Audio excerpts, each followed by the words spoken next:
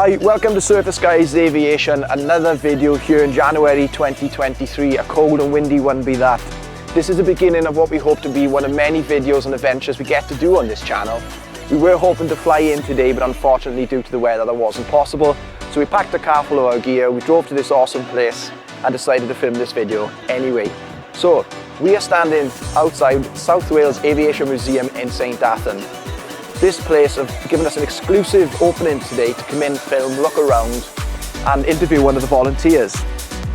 We thought this is a good way for them to showcase what they have to offer. They rely on volunteers and charity funding to keep the doors open. So without further ado, let's go inside.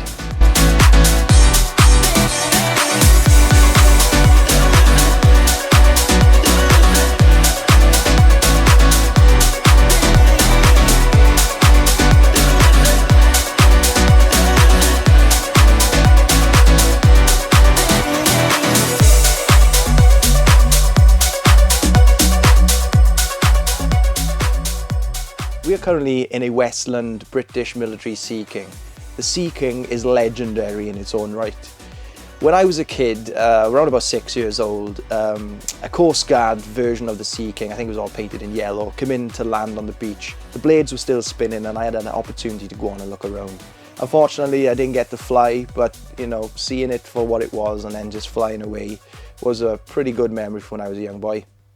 So we're going to have a quick look around here and then we're going to jump to the interview with the volunteers. Hi, my name's Martin Spanswick. I'm a member of the South Wales Aviation Museum where I work here as a volunteer. The museum contains a vast array of military and civilian aircraft and the museum opened of the Easter of 2019. So we have quite a significant number of volunteers here that help us at the museum. They come from various backgrounds, including myself. Many of us are ex-military, Royal Air Force, Army, Navy, but we also have school teachers, admin staff, medics who have no aviation experience whatsoever. We have approximately 40 to 50 volunteers here at the museum. They come from various backgrounds. Many of us are ex-RAF engineers. I myself, Royal Air Force, but we also have Navy and Army as well. But we also have quite a few volunteers that have never actually worked on aircraft before. However, they actually love aviation.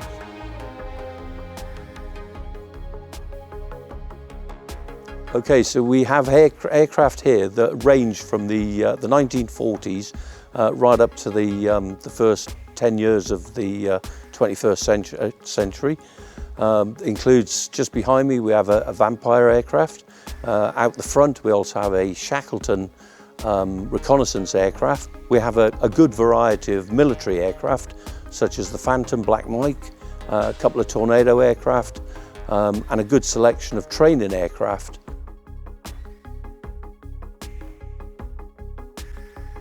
Okay, so we have various events during the year. That includes a night shoot where we actually tow aircraft outside.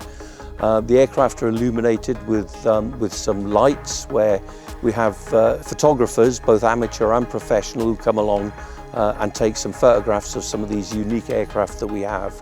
If anyone is interested in volunteering with us here at the museum, we have the SWAM South Wales Aviation Museum Facebook page. We also have our own website. Both of these contain the information to contact Zoe West, is our museum manager. Give her a shout and she'd be more than glad to help you. My name is John Wood. I'm one of the volunteers here at the South Wales Aviation Museum.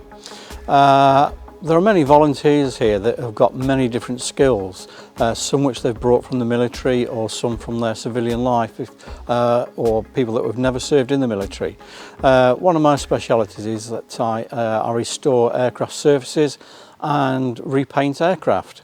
One of the aims when the museum was set up was to actually restore aircraft that were previously in service with the Royal Air Force or the Royal Navy.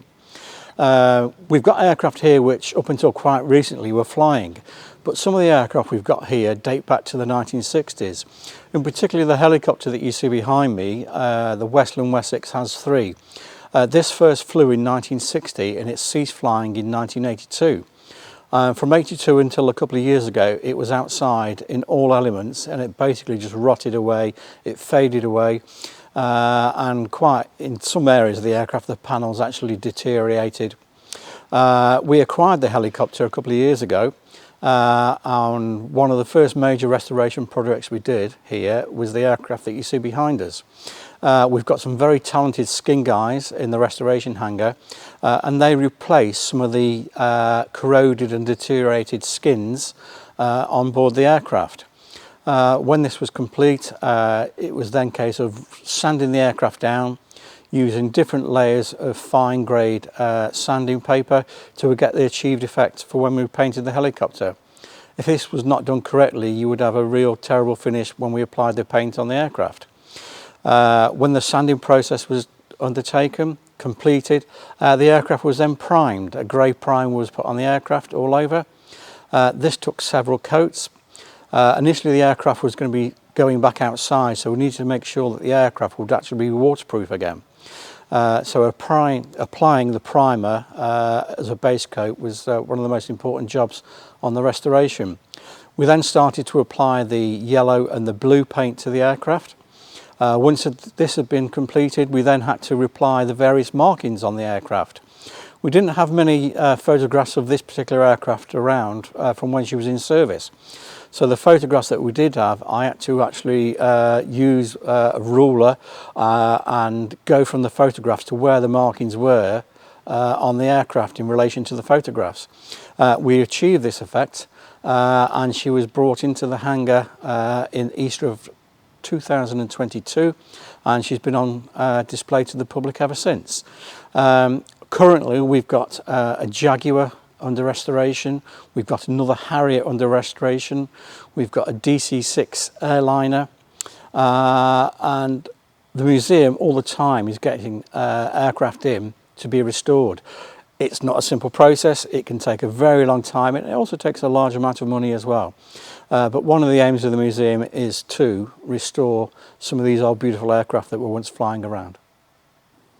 Okay, one of the unique aspects of our museum that we're all very proud of is the fact that none of the aircraft are actually roped or barriered off. This allows visitors to actually enjoy the aircraft very close up and actually touch them and walk under them. Further to that, we also have a number of cockpits that are open, and under supervision we love to encourage particularly the children to sit in those cockpits and experience what it's like to sit and potentially fly a real aircraft.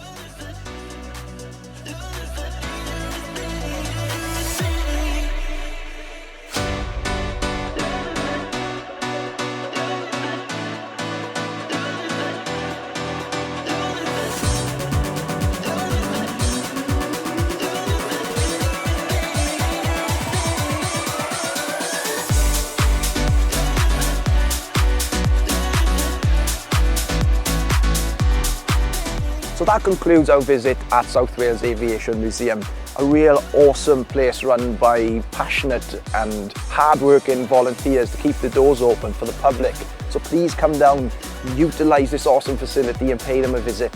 If you like this video and you'd like to see more exciting videos and flying adventures that we're going to embark on this year, please hit the like button, the subscribe and the notification bell, and stay tuned. And thank you for watching, and we will see you soon.